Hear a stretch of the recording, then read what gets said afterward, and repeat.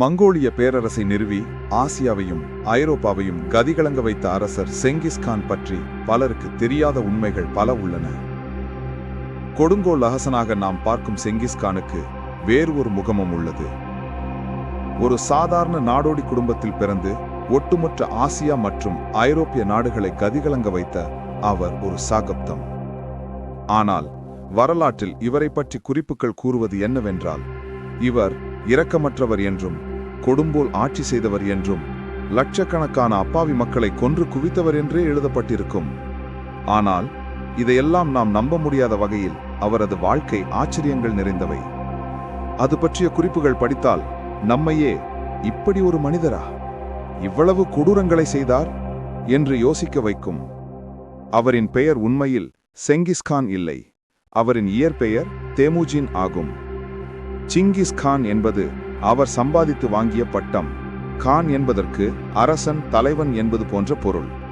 Mongolia எனும் மலைகள் சூழ்ந்த அந்நாட்டில் வாழ்வது மிகவும் கடினம். அங்கு இருப்பவர்கள் தொடர்ந்து நகர்ந்து கொண்டே இருப்பார்கள்.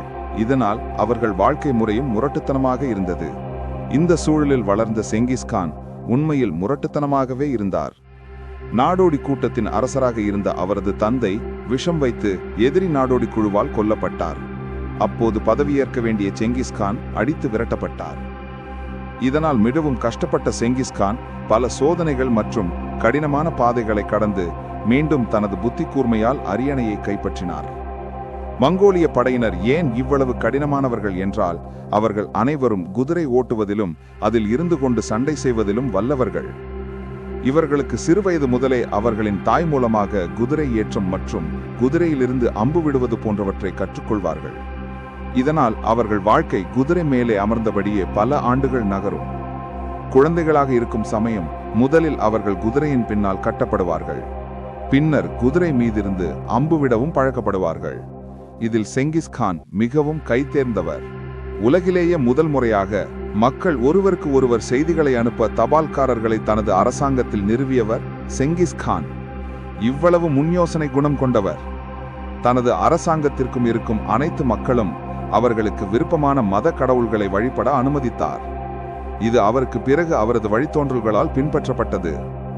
மக்களை கொல்வதற்கு பதிலாக அவர்களுக்கு வரி விதித்து கஜானாவை நிரப்பலாம் என்று யோசித்த செங்கிஸ்கான் வரி விதிக்கும் முறையை அமல்படுத்தினார். இதற்கு எதிராக இருந்தவர்களை எல்லாம் கொன்று குவித்தார். ஆனாலும் ஏழைகளால் வரி செலுத்த முடியாது என்று அவர்களுக்கு வரி இல்லை என்று கூறிய உலகின் முதல் அரசர் என்று கூட சொல்லலாம். செங்கிஸ்கான் பல நாடுகளில் பல மனைவிகள் வைத்திருந்தார். அவரை பொறுத்தவரை ஒரு மனிதனின் வாழ்க்கை அவன் விட்டு செல்லும் பிள்ளைகள் சார்ந்தே இருக்கும் என்பதாகும். இதனால் அவருக்கு கணக்கில் அடங்காத அளவு மனைவிகள் மற்றும் வாரிசுகள் இருந்தனர். ஆசியாவில் மட்டும் சுமார் 8% பேர் செங்கிஸ்கான் வழிவந்தவர்கள். உலக அமைப்பு நடத்திய கணக்கின் அடிப்படையில் பார்த்தால் அவருக்கு இன்று உலகில் 16 லட்சம் வாரிசுகள் உள்ளனர். வெறும் 90,000 படைகளை வைத்துக்கொண்டு சீனாவின் 10 லட்சம் பேர் கொண்ட படையை வீழ்த்தினார். இதில் மிகப்பெரிய தளபதிகளும் அடக்கம். படை எண்ணிக்கையை மட்டுமே நம்பியிருந்த சீன இராணுவத்திற்கு படையை எப்படி பயன்படுத்த வேண்டும் என்று பாடம் புகட்டி வென்றவர். ஐரோப்பிய படைகளை வீழ்த்த மங்கோலியர்கள் முதலில் பயந்து ஓடுவது போல குதிரை மீது செல்வார்கள். செல்லும் போது போலியான பொம்மைகளை குதிரை மீது அமர்த்தியும் பெரிய அளவு புழுதியை கிளப்பியும் ஓடுவார்கள். அவர்களை விரட்டி கொண்டு வரும் ஐரோப்பிய படையினரை எதிர்பாராத விதமாக பின்னோக்கி அம்பு எய்து தாக்குவார்கள். இதனால் பல ஐரோப்பிய சாம்ராஜ்யங்கள் மங்கோலிய படையினரால் வீழ்த்தப்பட்டன. தகப்பனுக்கு பிறகு பிள்ளை என்று நாம் இப்போது கூறும் நெப்போட்டிசம் என்கிற வார்த்தையை அப்போதே வெறுத்தவர். பெரிய பெரிய அதிகார பதவிகளுக்கு திறமையான உண்மையாக உழைத்து வந்தவர்களுக்கு வழங்கினார். இவர் மிகவும் நம்பும் சில தளபதிகள் மற்றும் சகாக்கள் எல்லாம் இவருக்கு ஒரு காலத்தில் ஜென்ம விரோதிகளாக இருந்தவர்கள். ஆனால் அவர்களை எல்லாம் தனது திறமையால் மடக்கி நண்பர்களாக மாற்றி அவ்வளவு பெரிய சாம்ராஜ்யத்தை உருவாக்கினார். இவரின் படைகளால் ஆசியாவிலும் ஐரோப்பாவிலும் மக்கள் தொகையை பெருமளவு குறைந்துவிட்டது. அன்றைய காலகட்டத்தில் சுமார் 40 லட்சம் மக்களை இவரது படைகள் நாசம் செய்துள்ளன. பாக்தாத் நகரில் இவர்கள் படை நடத்திய மோசமான தாக்குதலில் அங்கிருந்த டிக்ரிஸ் நதி கருப்பு மற்றும் சிவப்பு நிறத்தில் ஓடியதாக சம்பவத்தை நேரில் பார்த்தவர்கள் வரலாற்றில் பதிவு செய்துள்ளனர். தான் ஒரு நாட்டிற்கு படையெடுப்பதற்கு முன்னதாக அந்த நாட்டின் இராணுவத்தை நிலைகுலைக்க தனது ஒற்றர்கள் மூலமாக புரட்சியை தூண்டி பின்னர் அந்த நாட்டின் மீது படையெடுத்து துவம்சம் செய்வார். இவர் பலசாலி மட்டுமல்ல, தந்திரசாலியும் கூட. இவருக்கு நெருக்கமாக இருப்பது போல இருந்து பின்னர் இவருக்கு எதிராக கிளம்பி இவரின் வணிக பாதைகளை பெர்சியா மன்னர் ஒருவர் மூடிவிட்டார். இதை பேசி தீர்க்க தனது தூதுவர்களை அனுப்பினார் செங்கிஸ்கான்.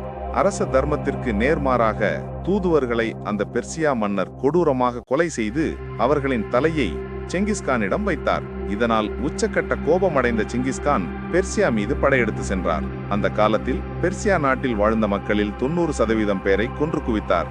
அதிலிருந்து பெர்சியா மக்கள் தொகை மீள்வதற்கு 1900ஆம் நூற்றாண்டு வரை ஆகியது. தனது தந்தை இறந்த பின்னர் தன்னுடைய தாயுடன் வாழ்ந்து வந்த செங்கிஸ்கான் தனது தந்தையின் முதல் மனைவியின் மகன் தன்னுடைய தாயை அடைய விரும்புவதை அறிந்து கடும் கோபம் கொண்டார். அரச பதவியில் இருக்கும் தனது அண்ணனை கொல்வதற்கு தனியாக திட்டம் தீட்டி முடிவில் காட்டிற்கு வேட்டைக்கு செல்லும் போது அவரை அம்புவிட்டு கொன்று தனது தாயை காப்பாற்றினார். போரில் ஒரு சமயம் செங்கிஸ்கான் அவர்களின் குதிரையின் கழுத்தில் ஒரு அம்பு பாய்ந்தது. போரில் வென்றதும் பிணை கதிகளாக இருந்தவர்களிடம் இந்த அம்பை யார் விட்டது என்று கேட்டார். அப்போது அங்கு ஒரு வீரன் தான் அந்த அம்பை விட்டதாகவும் அதற்காக மன்னிப்பு கேட்கப் போவதில்லை என்றும் என்ன செய்தாலும் பரவாயில்லை என்று கூறினான். அவனின் தைரியத்தையும் வீரத்தையும் பாராட்டிய செங்கிஸ்கான் அவனை தனது படையில் சேர்த்து கொண்டு பெரிய தளபதியாக மாற்றிவிட்டார். இதன் நினைவாக அவருக்கு ஜெபே என்று பெயர் வழங்கப்பட்டது. அதாவது அம்பு என்று பொருள்படும் சொல்லில் பெயர் சூட்டினார். ஆசியா மற்றும் ஐரோப்பாவில் மங்கோலியர்கள் வெல்ல ஜெபே புகழ்பெற்ற ஜெனரல் சுபுதாயுடன் இணைந்து வென்றார். செங்கிஸ்கான் எதிரிகளுக்கு அடிபணிய முதலில் எப்பொழுதும் வாய்ப்பு அளித்தார். ஆரம்பத்திலேயே அவர்களுக்கு எதிராக எப்போதும் அவர் வாள் வீசவில்லை. குவாரஸ்மிட் பேரரசின் ஷா மங்கோலியர்களுடனான ஒப்பந்தத்தை முறித்த பின்னர் 1219ஆம் ஆண்டில் அவரது பழிவாங்கும் பிரச்சாரம் ஒன்று வந்தது. சில்க் சாலையில் பொருட்களை பரிமாறிக்கொள்ள ஷாவுக்கு ஒரு மதிப்புமிக்க வர்த்தக ஒப்பந்தத்தை கிங்கிஸ் வழங்கியிருந்தார். ஆனால் அவரது முதல் தூதர்கள் கொலை செய்யப்பட்ட போது கோபமடைந்து தனது படைகளை கட்டவிழ்த்துவிட்டு பதிலளித்தார். அடுத்த போரில் ஆயிரக்கணக்கானோர் கொல்லப்பட்டு ஷா பேரரசு முழுவதும் அழிந்து போனது. செங்கிஸ்கான் தனது வெற்றியை தொடர்ந்து கிழக்கு நோக்கி திரும்பி அங்குள்ள தலைநகரை கைப்பற்றினார். எத்தனை மில்லியன் உயிர்கள் பழிவாங்கப்பட்டது என்பது உறுதிபட தெரியவில்லை. ஆனால் வரலாற்றாசிரியர்கள் 40 மில்லியன் மக்கள் கொல்லப்பட்டதாக கூறுகின்றனர். கானின் ஆட்சியில் சீன நாட்டு மக்கள் தொகையின் பல்லாயிரக்கணக்கானோர் கொல்லப்பட்டனர் என்று கணக்கெடுப்புகள் கூறுகிறது. அதேபோல் குவாரஸ்மெட்டுடனான போரின் போது நவீன ஈரானின் மக்கள் தொகையில் 4/3 பங்கினர் கொல்லப்பட்டிருக்கலாம் என்று மதிப்பிடுகின்றனர். எல்லாவற்றுக்கும் மேலாக மங்கோலியர்களின் தாக்குதலில் முழு உலக மக்கள் தொகையிலும் 11% குறைந்திருக்கலாம் என்று கணக்கிடப்பட்டுள்ளது. மற்ற பேரரசை போலல்லாமல் செங்கிஸ்கான் தனது புதிதாக கைப்பற்றும் பிரதேசங்களின் பன்முகத்தன்மையை தழுவியது. எனவே பல மதங்கள் அவரது ஆட்சியில் இருந்தது. அது மக்கள் கிளர்ச்சி செய்ய வாய்ப்பு குறைவாக இருக்கும் என்றும் கான் அறிவித்தார். அதில் வானம், காற்று மற்றும் மலைகளின் ஆவிகளை மதிக்கும் ஒரு ஷமனிஸ்டிக் நம்பிக்கை முறை, கிறிஸ்தவர்கள், புத்த மதத்தவர்கள், இஸ்லாமியர்கள் போன்றோர் கான் ஆட்சியின் கீழ் இருந்தனர். கிரேட் கான் ஆன்மீகத்தில் தனிப்பட்ட ஆர்வத்தையும் கொண்டிருந்தார். முக்கிய நிகழ்வுக்கு முன் அவர் ஜெபிக்கும் வழக்கம் கொண்டிருந்தார். அதேபோல் பல்வேறு மத தலைவர்களை சந்தித்து விவரங்கள் பற்றி விவாதித்தார். வில் மற்றும் குதிரைகள் மங்கோலியர்களின் மிக சக்தி வாய்ந்த ஆயுதமாக இருந்தன. அவர் எப்படி இறந்தார் மற்றும் எங்கு புதைக்கப்பட்டார் என்ற கேள்விக்கு யாரிடமும் பதிலில்லை. கானின் வாழ்க்கை பயணம் பற்றிய கேள்வியில் இது மிக முக்கியமான புதிர். 1227ஆம் ஆண்டில் குதிரையிலிருந்து விழுந்த காயங்களால் இறந்து விட்டார் என்று வரலாற்று கதைகள் கூறுகிறது. ஆனால் அவரது மரணம் பற்றிய தகவல்கள் எதுவும் உறுதிப்படுத்தப்படவில்லை. புராண காதையில் அவரது இறுதி ஊர்வலத்தில் பலரும் கொல்லப்பட்டதாக கூறப்படுகிறது. பின் அவரது கல்லறைக்கு மேல் பலமுறை குதிரைகள் சவாரி செய்ததாகவும் அறியப்படுகிறது. இந்த கல்லறை மங்கோலியன் மலையிலோ அல்லது புர்கான் கல்தூன் என்ற மலையிலோ இருக்கலாம் என்று கூறப்படுகிறது. தற்போது செங்கிஸ்தான் பெரிய அளவில் பேசப்பட்டாலும் சோவியத் ஆட்சியில் செங்கிஸ்தானின் பெயரை குறிப்பிடவே தடை செய்யப்பட்டிருந்தது. செங்கிஸ்தானின் இடத்திற்கு செல்லவும் அதை பற்றி படிக்கவும் சோவியத் ஆட்சியில் தடை செய்யப்பட்டிருந்தது. 1990ஆம் ஆண்டுகளின் தொடக்கத்தில் நாடு சுதந்திரம் பெற்ற பின்னர் செங்கிஸ்தான் மற்றும் மங்கோலிய வரலாறுகள் மீட்கப்பட்டது. அதன்பின் செங்கிஸ்தானின் உருவம் மங்கோலிய நாணயத்திலும் குறிப்பிடப்பட்டது. இது போன்ற வீடியோக்களுக்கு சப்ஸ்கிரைப் செய்யவும்.